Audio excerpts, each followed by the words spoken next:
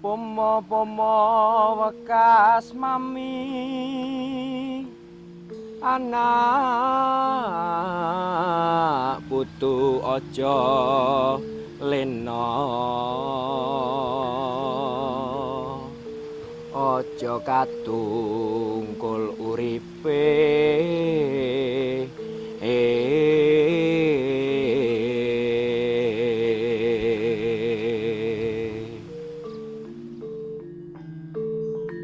Ingatlah pesanku, anak cucuku, jangan tinggalkan kewaspadaan, jangan terbuai oleh hidup.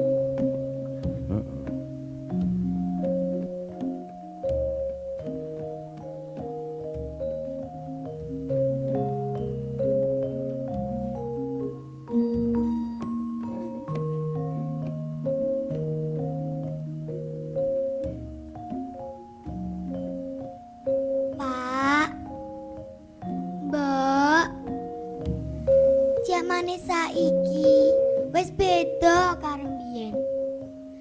Tembang gajah-gajah wis didangdutake.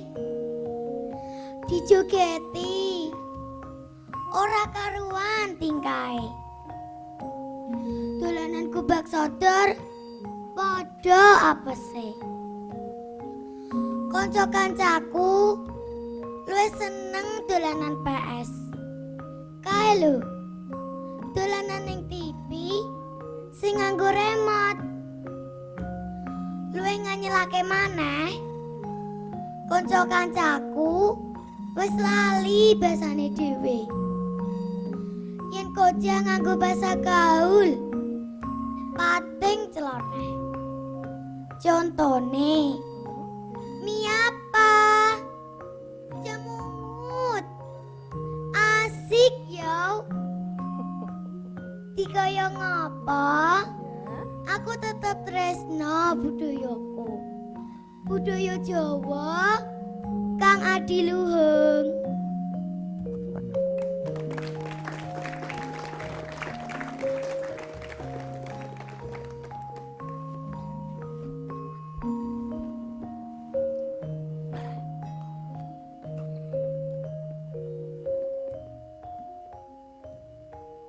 Para pamirsa televisi Republik Indonesia ing Jawi Tengah Semarang, sugeng pepanggihan malih kalian pangudi budaya Jawi ingkang ing rikalenggahan menika pikantuk tamu saking putra-putri panjenengan SD Negeri Setunggal Pandan Harum wonten ing tlatah Kecamatan Gabus, Kabupaten Grobogan.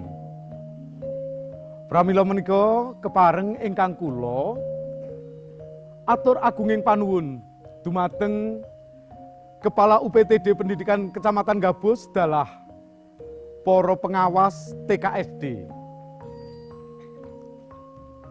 Para pamirsa Televisi Republik Indonesia Semarang ing Jawi Tengah, mengkaten menggah pambuka panglucitaning batin bocah ingkang taksih nengenaken kabudayan Jawi.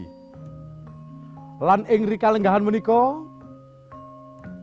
kita arsa nglajengaken adicara Kemis Kepungkur nuwun inggih ngudi kawruh ing babagan maca lan nulis aksara Jawi ingkang ing mangke badhe pun asta dening panjenenganipun Bapak Sutopo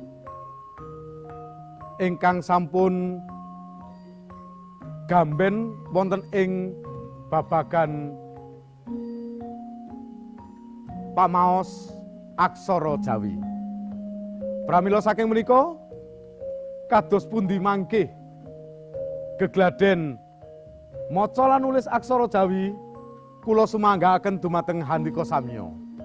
Dumateng Bapak Sutopo, sumangga kula aturaken.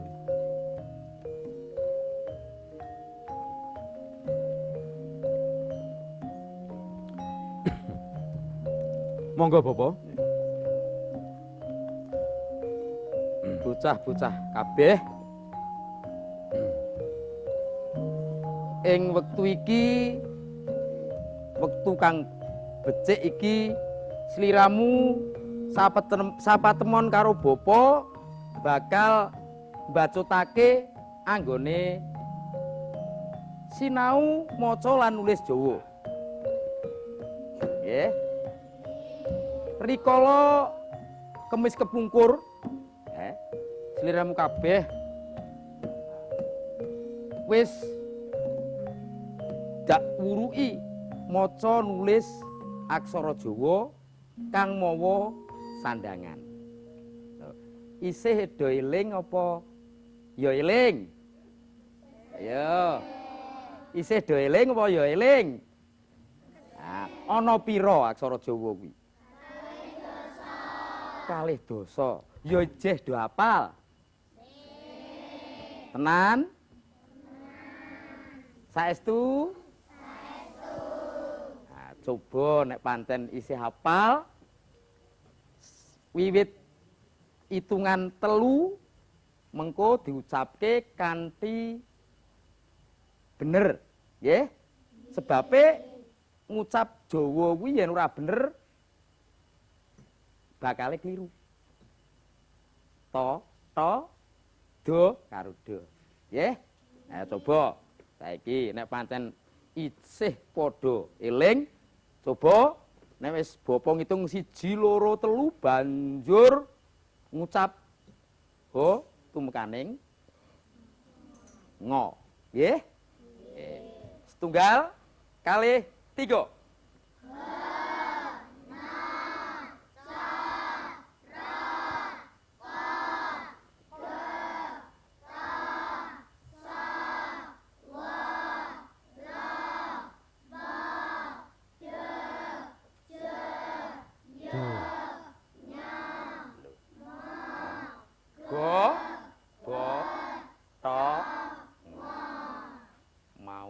Saka pirungane bapa isih ana sing cewet sithik. Nggih. Pas muni do. Nggih. Pas muni do. Mula kuwi aja ngasih kliru. Coba diterokke bapa. Do. Ilate men. Do. Nah, do. To. Wis menika. To. Nah, cetha nggih. Rikala patemon kepungkur, sliramu wis tak wuruki nambah sandangan kalih. Isih eling apa ora? Napa sandangane? Wulu kalian suku. Nggih. Wulu kalian suku. Wulu awujud bunderan cilik manggon ana ing dhuwur, nggih. Suku wujude blangkukan ana ngisor. Lah, ana ing patemon iki sliramu bakal tak tambahi maneh sandangan. Nggih, sandangan. Nggih. Tambahi sandangan maneh nggih. Nggih, supaya luwih pepak maneh. Sandangan ora mung cukup loro, akeh cah. Nggih. Mula ing kalodhangan iki sliramu bakal tak tambahi maneh 3 ben mangkone dadi 5. Nggih. Mengko do dipirsani, nggih. Nah, sing arep tak tambahke mangko ingkang sepisan napa? Pepet. Nggih, pepet. Nggih. Ingkang kalih layar. Ingkang ketiga cecak. Nah, saiki iso di pirsani ana ing kene. Oh, ayo coba dadi waspadake sing tenanan. Ya. Nah, iki, nggih. Ayo dipirsani sik. Dipaspadake kanthi cetha. Ya. Ya. Apa cah? Ayo, iki diwaca cah. Ayo gawe. Apa cah gawe? Ayo. Wulu. Terus suku, nggih. Lajeng pepet. Lajeng taling. Lajeng malih taling tarung. Lajeng wiknyan. Terus layar. Iki isih ana maneh engko. Lho. Mula diwaspadake sing tenanan. Nggih.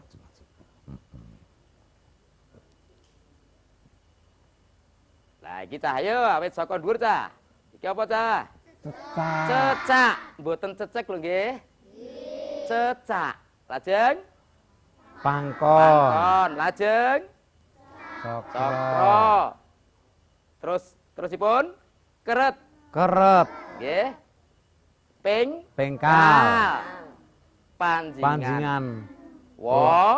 Panjingan lo. Lah, iki mengko nambahi bab sandangan mau. Lah iki diwaspadake maneh. Lah iki pepet, nggih, pepet. Layar, nggih. Cecak.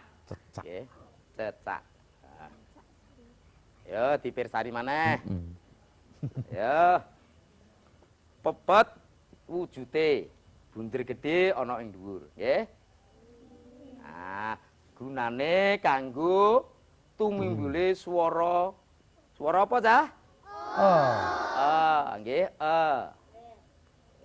Contone coba diwaca. Kae. Sepi. Telu wesi. Ya. Sepi, telu, wesi. Nah. Candake saiki layar. Nggih, layar. Wujude coretan ngono kae, Cah. Nah, ana ing dhuwur. Manggone dhuwur ing pukasaning tembung utawa nang tengahe tembung nggih saged, nggih? Ya. Lah saiki contone. Nah, iki ta, ayo ta. Sepur. Pasir. Bubur. Nah, sepur. Pasir. Bubur. Nggih? Dibacutke maneh. Cecak wujude ngono kae, nggih. Mapane ana dhuwur aksara. Iso ana mburi, iso ana jero tengah, nggih. Nah, iki contone. Jurang. Nggih. Jurang. Terus waca meneh. Gunung. Kuning. Nggih. Jurang. Gunung. Kuning. Lah saiki Bapak arep takon iki. Ya. Iki. Ayo. Nah, iki takon mangko sliramu bakal ganti, nulis. nggih. Nganggo aksara Jawa ning mengko ora saiki, ya ta? Ora saiki. Mengko. Lho, sajake bareng do nonton tulisan kok ketok do lungkrah mula kuwi ya ta? Nulisnya mengko wae, dieling-eling. Nggih, wujude sandangan kaya apa? Nggih. Njurune engko tambane apa? Nggih. Cacah telu mau karo sing wingi loro ya dieling-eling. Nggih. Saguh? Saguh. Syukur yen saguh. Lah, sadurunge sliramu kabeh padha latihan nulis, Dipun paringi tembang rumiyin, Bapak. Oh, Kersanipun mboten ngoten. bosen nggih, Bapak. oh, lah aku ki ora iso nembang njur piye iki? Ah, wonten Oh, lah nggih niki. mbokmu kok. Ah, Ayo mbokmu, jajal mbokmu. monggo. Ah. Niki jago bengok-bengok, Bapak. Ayo, Cah. Ayo melok kana. Padha Ah, nembang bareng. melu- Kira-kira nembang apa Melu ya, Mbak Cah? Putri. Mbak Putri, Oh derek. iya, kene. Nembang lindri. Nembang tapi karo joget, nggih? Ayo. Tak hitungi 1, 2, 3. Mau karo joget sing tenanan nak joget. Nggih? Jajal. 1, 2, 3.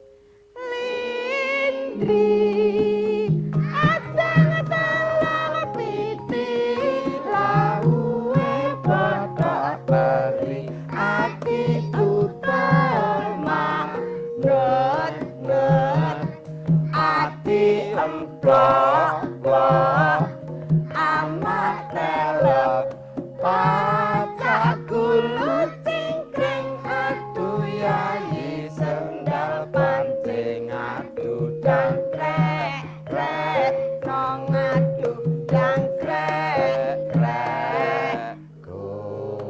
wah pinter sing mani ngancani mbok lek sapa ya iki kira-kira ya oh mani iya, kene maju-maju. rene maju rene Nah, calanang oh iya iki ya ono sing marah iki rene kene ngadeg mbokmu, ngadeg oh mbokmu. ngadeg. Ngadeg. Iki ben nyanyi, ben nembang. Kowe joget nggih. Ya. Monggo lho, 1, Bapak. 2, 3. Monggo.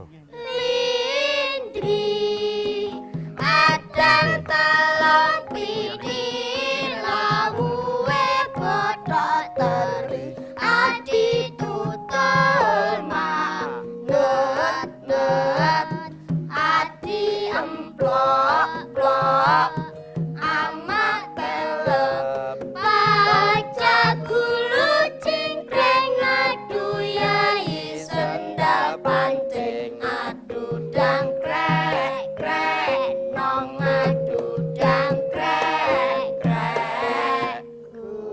Ayo ben regeng bareng saiki. Nggih, bareng nggih. Ayo. 1, 2, 3. Lindri adang telung piti lawuhe padha teri adi tutul manut adi emplok amat telep pacak gulu cingkreng adu yayi sendal pancing adu dangkrek nong adu dangkrek Nggih, maturun. Monggo Bapak sampun Bapak.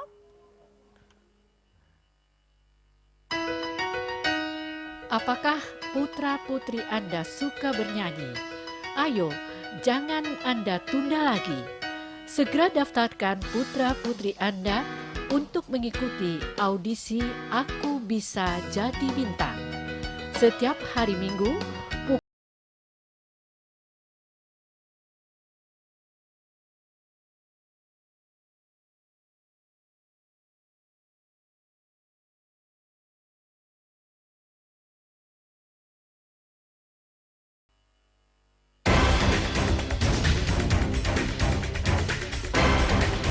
Oto Bursa TVRI Jawa Tengah, sarana promosi jual beli mobil bekas baru. Tersedia berbagai jenis merek mobil. Tempat sangat luas dan sejuk, berbagai fasilitas ada di sini. Lokasi dari Bundaran Kalibanteng hanya 2 km ke arah Manyaran, tepatnya di belakang rumah dinas Wali Kota Semarang. Ayo, datang dan bergabung bersama kami. Oto Bursa TVRI Jawa Tengah. Oto Bursa terbesar, buka setiap hari.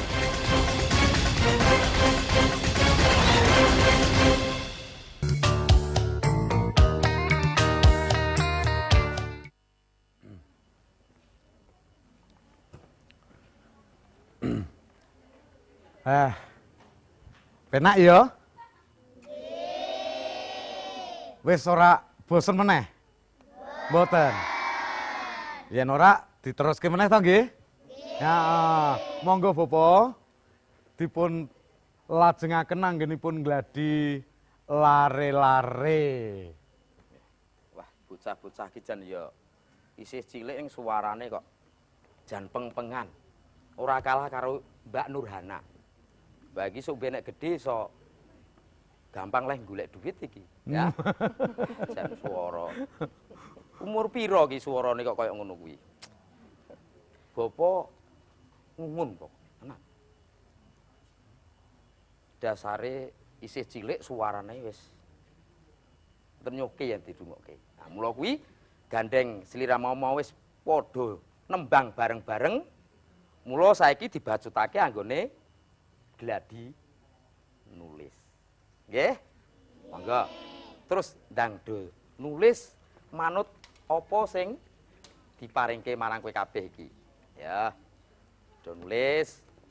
Lah kuwi Ojo kalau lali. disambi ora apa-apa. Nah, ojo Monggo, lali Bapak, sandangane, dipun sambi, nggih. Bapak. Aja Mbokmu? lali sandangane. Kae kon ngetokke unjukane. Ayo Din. aja do lali sandangane.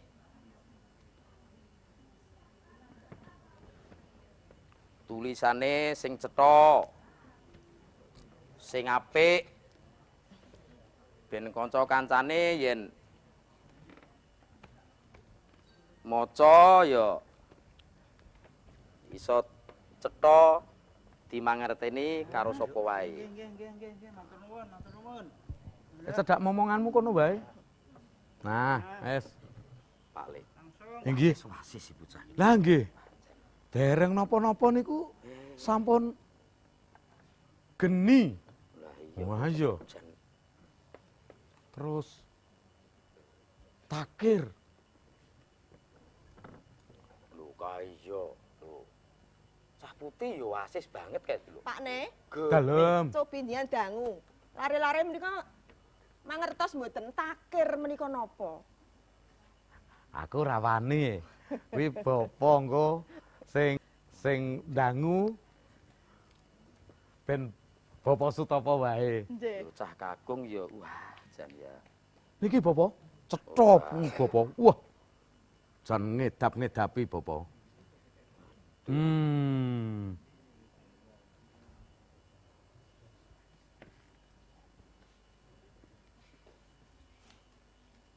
Lah, menika ugi. Nggih. Tulisane jan ya Lah nggih. cetha apik pancen ya bocah. Tebri sinau mula kuwi ya ora aneh meneh, diwarai sedhela ya wis do pinter nulis lan maca. Menika ugi kadang sepuh kula saking anu le Bapak. Seni Condong Rasa. Nggih, seni kerawitan Condong Rasa. Kecamatan Gabus, Kabupaten Grobogan menika. Monggo Wis rampung iki Cah ya. saged dipun lajengaken Sampun, malih nggih. Bapak. Dereng. Ya. Dereng, Bapak. Oh, garis 1 iki. Oh iya, garis 1 dinteni Cah ya. Nah, engko nek rampung kabeh banjur dicocoke mengko, nggih. Apa tulisannya bener apa luput? Nah, karo ngrungokake suarane gamelan sing nges, nggih to? Nah iya. Jajal mbokmu, deloki mbokmu. Apik tenan. Wah, tulisannya. Monggo lho, Bapak. Monggo. Pun nggih. Saged dipun dahar. Sampun. Mangke rumiyin Bapak menika tasih Tasih kirang. kang setunggal. Oh iya. Nek bocah kakung iki pancen ya cepet banget iki. Oh.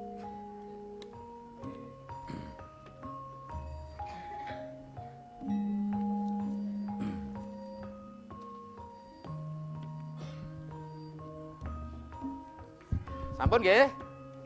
Nah. Coba saiki. Nah, dipadake karo tulisan sing wis ana. Yen bener do diparingi tondo, nggih. Diparingi tondo bener. Nah, Niki nggih tasih gethu niki, Bapak. nah iki. Nggih. Ih.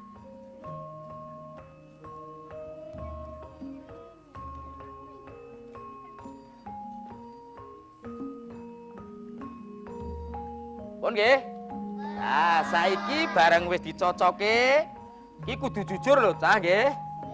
Sanajan nyocoke garapane dhewe ya nek salah kudu salah, nggih. Nah, kuwi kejujuran, nggih. Lah, sapa sing jawabane anggone nulis kuwi ora slenca karo ana iki. Ya. Sing padha karo kuwi kabeh sapa? Ngacung. Weh, Wah, pinter jan- sedaya. weh, Miris, Bapak miris. Weh, Wong weh. bocah semene kok nulis bener kabeh iki miris tenan. Wonten sing ingkang dereng niki, Bapak, setunggal. Wah iya. Nggih, pun. Nggih, sampun nggih. Lah, saiki Cah coba kae ana tulisan diwaca sing nomor setunggal napa wau? Geni. Nomor kalih?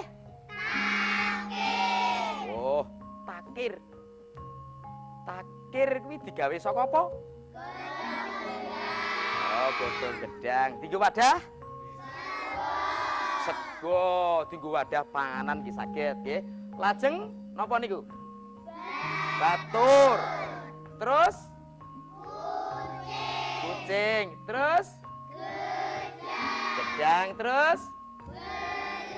Nah, lah iki takir kuwi duwe teges ya. Takir ditata sarana karo mikir ben kena dienggo wadah-wadah. Nggih, takir. Lah terus iki sing ngisore apa, Cah? Batur. Batur kuwi pangembate catur. Catur ki omongan, nggih. Lah terus meneh wah, nek kucing kuwi ora iso diapa-apakno. Ya toh? Kucing. Lah kucing iki sandangane pira Cah kae, Cah?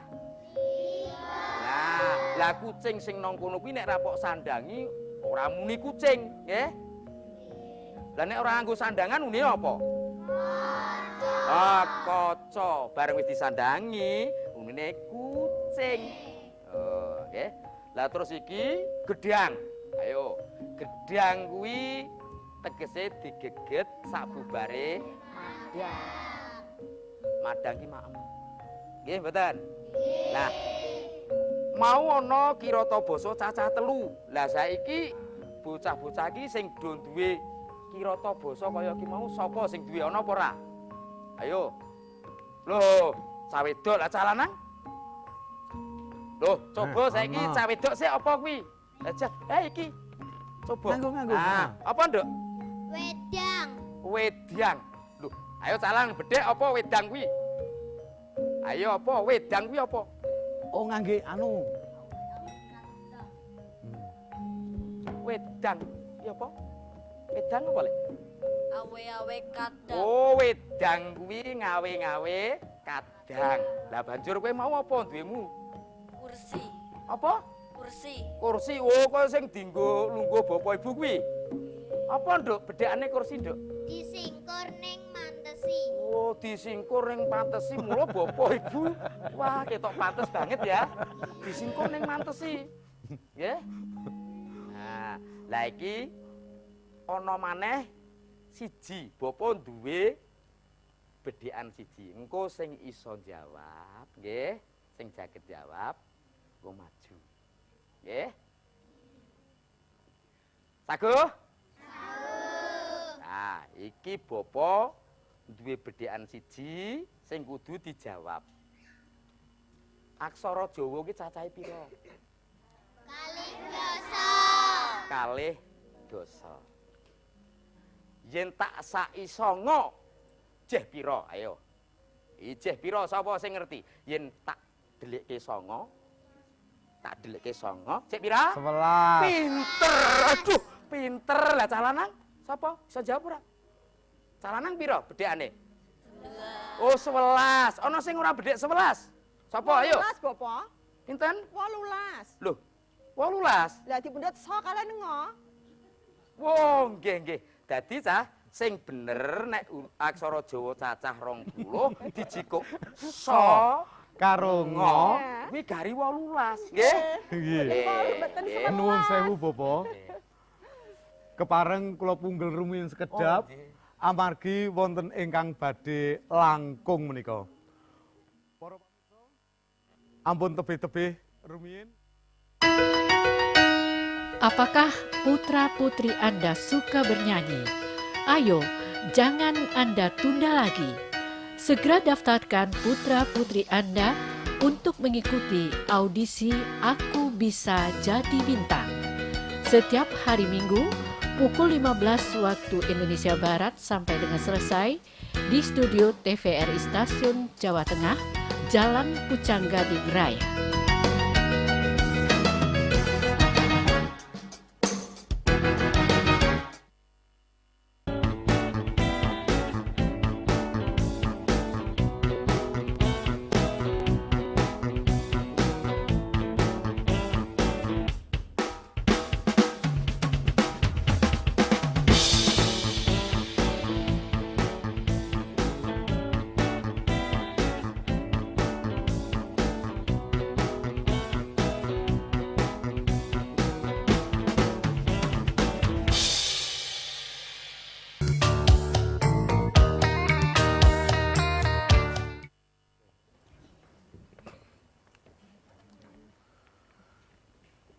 Mekaten menggah menapa ingkang sampun dipun paringaken Bapa Sutapa wonten ing sonten menika nuwun inggih ngudi kawruh babagan maca lan nulis aksara Jawa. Wah, pinter tenan pancen tak akoni. Mula terus ya. Nggih to? Heeh. Lah kuwi ana sing durung dimaem sik. Nggih. Saged mbok bilih kalajengaken malih Bapak? Tasih kalian dipun napa? Sambi daharan saunjukan menika. Salajengipun dumateng monggo para pinispuh kula kaaturan malih. Wah, sepados gayeng menika. Inggih. Bab pamaosipun aksara menika Bapak, menika nuwun sewu. Sok-sok tasih wonten seling surup antawisipun to kalian to. Nggih. Nah, saged dipun paringi pitedah para putra menika Bapak. Monggo.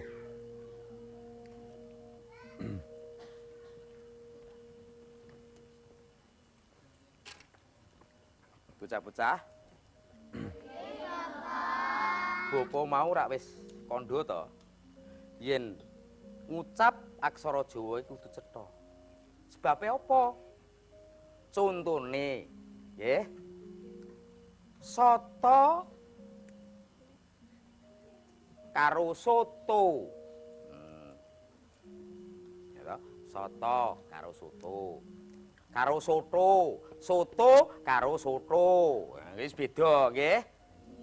Nek soto ngene, nek soto ki sego, nggih. Padha karo padha. Nek ngene iki padha, nggih ora padha. Nggih. Padha kuwi diteges dhewe, padha kuwi ora geseh. Nggih, klambine padha rupane. Ora padha. Klambine salah. Padha rupane salah, nggih. Ingkang leres padha rupane. Padha kelire. Ya. Nggih. Nah. Padha karo mau soto. Mula kuwi kudu cetha. Endi sing kudu diucap to? Endi sing kudu diucap To. to? Endi sing kudu diucap do? Endi sing kudu diucap do? Nggih. Mula kuwi aja ngasi kliru leh ngucap. Yen sliramu kliru leh ngucap ya sing nampa olehmu caturan ya ora mudeng. Nggih. Nah, mula kuwi bapa pesen bocah saiki sing akeh do kuwi dipadakno karo do. Nggih. Pun saged to menawi badhe ngungelaken do niku ilatipun kedah mepet untu. Nggih, mepet untu. Do. Nah, sodo. Lho mepet nggih. Ning mengke nek pun ngucapke do, kuwi kudu ilate nekuk nggih, ilate nekuk ngeten. Do. Ya, ilate ngeten nggih. Do. Nggih. Lah, to sami mawon. Nggih, to niku ilatipun nggih melet. Nggih. Mepet kalih waja nggih, untu. Moto. To. To. Mutro. Payung mutro. Nah, terus payung munto. Munto. Muntah. Betul, muntah. Nek muntah nganggo to, nggih. Menawi muntah ngagem to. To. Nggih. Dipun emut-emut lho nggih. Sumben yen diuruki bapak ibu guru ana sekolahan, nulisnya kudu sing bener. Nggih. Yen to ya ora nganggo H, nggih. Nek to T H. Nggih, ngerti H kuwi to. Aksarane enten piyambak, nggih ta? Ya, bo to. Ngo. Nggih. Lah nek sing nganggo do kuwi ya nganggo H. Nggih. Padha, aja padha. Nggih. Tak kira cukup semono, ya ta? Pelinge bapa dieling-eling. Nggih. Inggih, matur nuwun sanget Bapak, paringipun kagem lare-lare. Para pamirsa TVRI Jawi Tengah ingkang satuhu linubering budi. Sakmenika para putra panjenengan arsa ngaturaken setunggaling dolanan. Dolanan bocah kula aturaken dumateng pamirsa sedaya. Sumangga. Menika lalu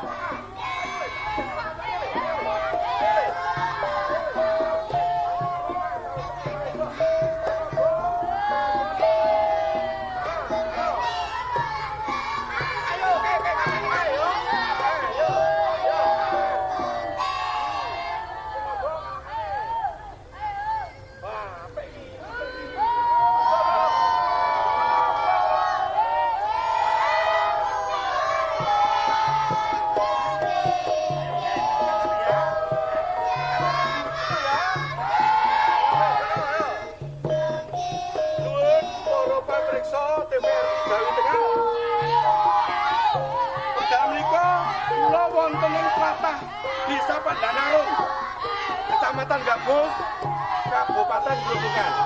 Kula tetep ngomong bocah-bocah. Saya saking SD Negeri Setunggal Pandanarum, kalebet UPTD Pendidikan Kecamatan Gabus, Kabupaten Grobogan. Para pamirsa, menika lare-lare sampun sumadyo. Monggo, sugeng amirsani.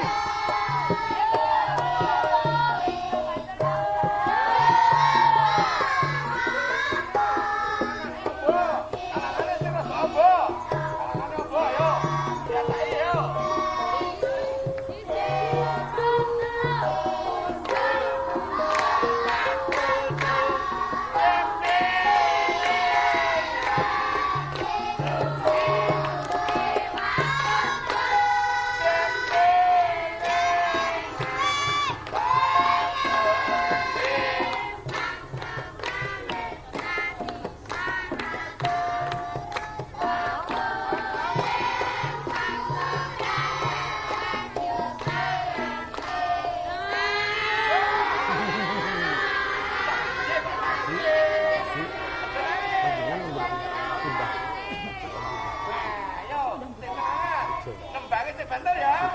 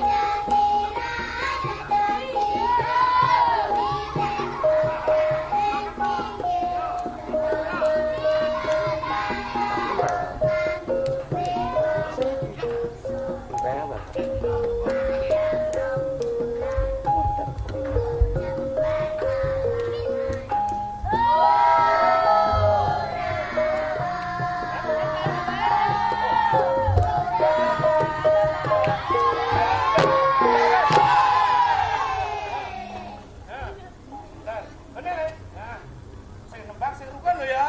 Ayo, saiki coba diacaki, yo. Nah.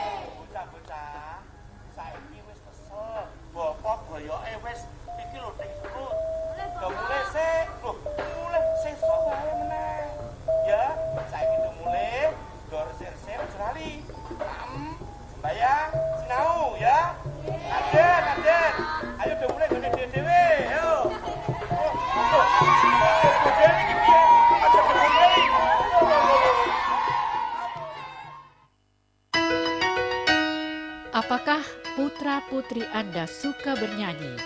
Ayo, jangan Anda tunda lagi. Segera daftarkan putra-putri Anda untuk mengikuti audisi Aku Bisa Jadi Bintang. Setiap hari Minggu, pukul 15 waktu Indonesia Barat sampai dengan selesai di studio TVRI Stasiun Jawa Tengah, Jalan Pucang Gading Raya.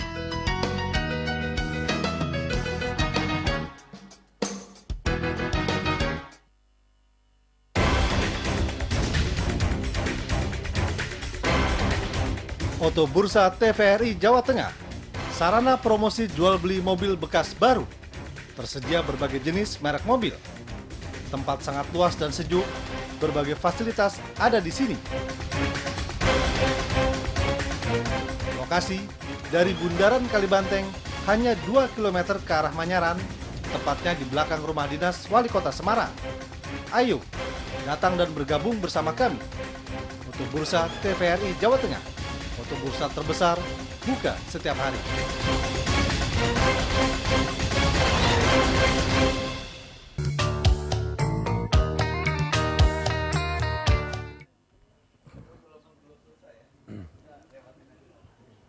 Mekaten para pamirsa TVRI Jawi Tengah menggaing dolanan bocah ingkang sampun kaaturaken putra putri panjenengan saking SD Negeri Setunggal Pandan Harum. Salajengipun kados pundi werdinipun dolanan bocah mangke badhe kababar dening panjenenganipun Bapak Sujianto ingkang ugi Kepala SD Negeri Setunggal Pandan Harum ingkang sampun gamben ing babagan ngonceki werdine dolanan bocah. Bapak Sujianto kepareng ingkang kula nyuwun panjenengan hambabar menapa werdinipun dolanan bocah menika. Monggo Bapak.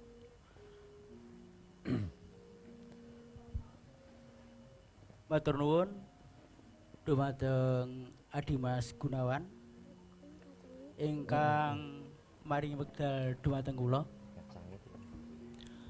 Para pamirsa TVRI Jawi Tengah ingkang tansah kula tresnani. Wonten ing kalodhangan menika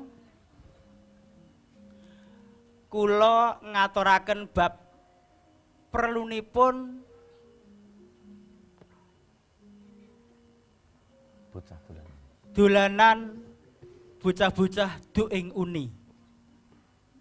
Nanging saderengipun kula matur sumangga kula dherekaken muji syukur wonten ngarsa dalem Gusti ingkang Maha Agung. Inggih awit taufik, hidayah saha inayahipun kula lan panjenengan saged pinanggih wonten ing siaran langsung TVRI Jawi Tengah. Minangka purwakane ngatur nun inggih lare ingkang umur-umuripun wiwit gangsal taun ngantos udakara 11 tahun menika perlu dipun kenalaken lingkungan. Awit kita ngengeti bilih manungsa menika winengku wonten ing kalih utawi makhluk monodualis. Liripun menapa? Monodualis liripun inggih menika makhluk titahipun Gusti ingkang murbeng dubadi lan makhluk sosial ingkang mbetahaken sesrawungan. Betahaken seksual. Mila saking menika lare tasih alit kala wau monggo dipun kenalaken kalian kanca kancanipun supados saged sesrawungan. Kenal setunggal lan setunggalipun nggih Bapak nggih. Supados kenal lan setunggalipun Nggih. Adimas Gunawan awet lare alit menika mestinipun ugi anggadhahi potensi utawi napa menika istilahipun menika ide utawi gagasan Panemu. panemu nggih iki panemu Dados saking sesrawungan utawi dolanan kala wau lare saged biji kalian kanca kancanipun. Lah, para pamirsa utawi para pamirsa TVRI Jawi Tengah ingkang tansah kula tresnani. Kados ingkang sampun kaaturaken kala wau menika salah setunggalipun conto dolanan kangge kula pribadi dolanan kala wau saged ngolah raga utawi saged mengembangaken fisik. Mila saking menika kanthi dolanan kala wau kula nyuwun dumateng para bapak saha ibu sumangga putra-putranipun dipun paringi kelodhangan sesrawungan kalih kanca supados benjangipun jembar pasrawunganipun. Matur nuwun, Bapak. Ingkang pungkasan, Bapak, Nggih. Anak Dimas, niki kula nyuwun kanthi sanget dumateng Bapak Ibu, sumangga kita budidaya nderek ngipuk-ipuk saha nguri-nguri dolanan murih lestanipun. Nuwun, sumangga kula nderek. Matur nuwun, Bapak. Menggah menapa ingkang sampun kaparingaken para pamirsa TVRI Jawi Tengah mekaten menggah babaring pepanggihan ing sonten menika wasana ingkang kula pribadi kathah kekiranganipun nyuwun agunging aksama ngantos pinanggih malih wonten ing sanes wekdal. Nuwun, nuwun, nuwun.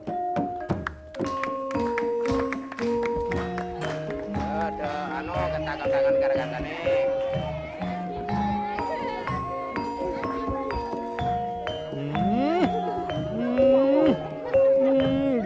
Nggih, ayu-ayu kaya ngene ya. Nggih. Nggih. Nggih.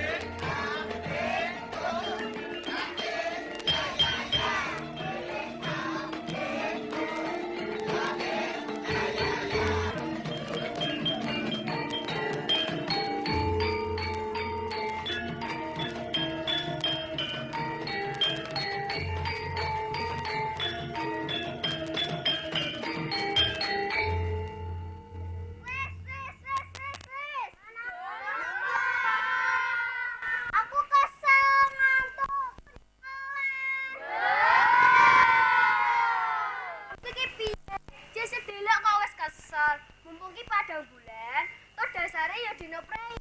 Podo dolanan mana ya?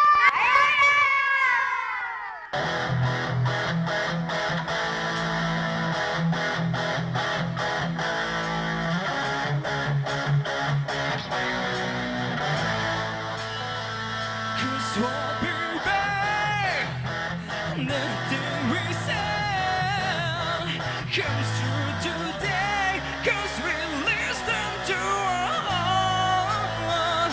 No one but you will ever do. All to miss you, 'cause the journey just began. Nothing but love can last forever. Nothing but love to start to mend the place at your all. You need a healing. Nothing but love will last forever. Nothing but love will start to make your heart spin round and round. You know you are feeling love. Nothing but love. Nothing but love. Can read your mind. Lord knows I've tried, but in your eyes I